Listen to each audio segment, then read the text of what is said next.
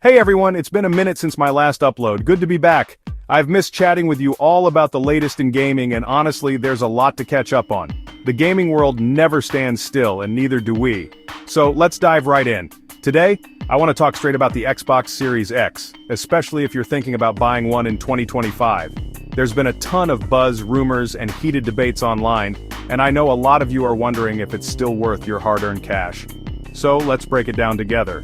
If I'm honest, you might want to pump the brakes and really consider your options because, well, the Xbox Series X just isn't keeping up.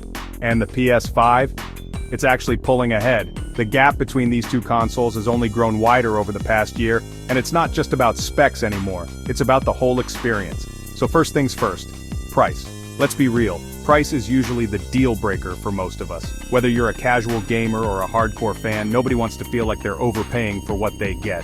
Microsoft just bumped the Series X up to around $600. That's a hefty price tag, especially when you remember that it launched at $499. It's not just a small increase, it's a big leap, and it's hitting wallets hard. That's a massive jump from launch, and honestly, for what you get, it's a tough sell. When you're shelling out that much, you expect top-tier performance, a killer game library, and a premium experience. But right now, the Series X just isn't delivering on all fronts. Meanwhile, Sony's been rolling out better deals, solid bundles and price drops, especially around events like Days of Play.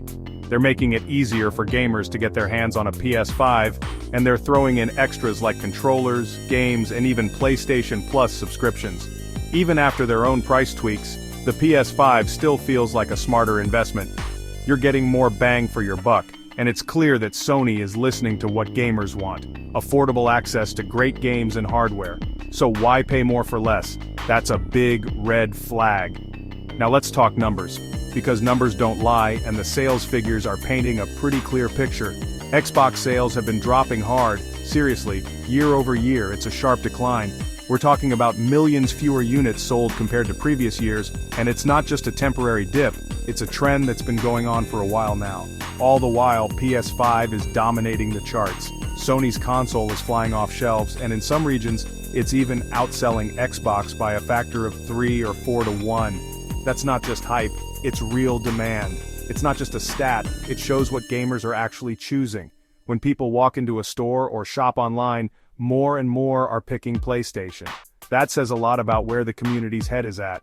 People are voting with their wallets and PlayStation is coming out on top, and then there's hardware. Let's get into the nitty-gritty of what you're actually getting for your money. Xbox is supposed to have this nailed, right? But lately, users have been dealing with loud fans, overheating, and sometimes disk drive problems. These aren't just isolated incidents. Forums and social media are full of complaints from frustrated owners. It's frustrating when you just want to play, and your expensive console sounds like a jet engine. Some people have even reported their consoles shutting down mid-game because of heat issues. That's the last thing you want when you're in the middle of a big boss fight or an online match. The PS5 though? Fewer complaints, smoother performance, it just works. Sony's hardware team really focused on cooling and noise reduction, and it shows. You can game for hours without worrying about your console overheating or drowning out your TV speakers. Plus, the PS5's DualSense controller adds a whole new layer to the experience with haptic feedback and adaptive triggers. It's not just about graphics or speed, it's about how the games feel in your hands, and that's something Xbox hasn't matched yet. But here's the real clincher games. Because at the end of the day, that's what matters most. You can have the most powerful hardware in the world, but if you don't have great games to play, what's the point? The PS5 has a killer lineup of exclusives you can't play on Xbox. We're talking about titles like Spider-Man 2, Final Fantasy XVI, Ratchet & Clank, Rift Apart, and the upcoming Wolverine game. These aren't just good, they're system sellers. Sony's first-party studios are firing on all cylinders, constantly pushing the boundaries of what's possible in gaming. They're investing in new IPs, supporting creative risks, and delivering polished, unforgettable experiences. Xbox? A lot of their big games go straight to PC or even other platforms, so there's just less reason to buy an Xbox in the first place. If you already have a decent gaming PC, you can play most Xbox exclusives without ever touching a console. Sure, Game Pass is a great value, and Microsoft's cloud gaming push is impressive, but it also means the Xbox console itself feels less essential. It's almost like Microsoft is more interested in selling subscriptions than consoles these days. If you want unique, high-quality games, PlayStation is way out in front. Their exclusives aren't just technically impressive, they're packed with heart, story, and innovation. It's the kind of stuff you can't get on Xbox. Microsoft's leaning hard into Game Pass and cloud gaming, which is cool, but those services can't fix weak hardware or a thin game library. Subscriptions are great, but they're not a substitute for must-play exclusives or a reliable console. Sony's still pushing for excellence on both fronts, and it shows. They're not just resting on their laurels, they're constantly improving the PS5 experience, adding new features and supporting their community. Regular firmware updates, new accessibility options, and a thriving online community make the PS5 feel fresh and future-proof. Sony's commitment to their players is obvious, and it's paying off in loyalty and excitement.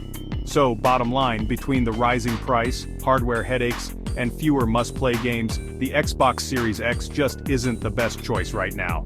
It's not that it's a bad console, it's just not keeping up with what PlayStation is offering in 2025. The PS5 gives you better value, stronger exclusives, and just a smoother experience overall. Whether you're a long-time PlayStation fan or new to the ecosystem, it's hard to argue with what Sony's bringing to the table. If you're picking a console in 2025, the smart money's on PlayStation. You'll get more for your investment, and you'll be part of a community that's thriving and growing every day. Thanks for sticking with me. Drop your thoughts below. Are you Team Xbox, or is PS5 winning you over too? I'd love to hear your experiences, your opinions, and what you think the future holds for both consoles. Let's get the conversation going.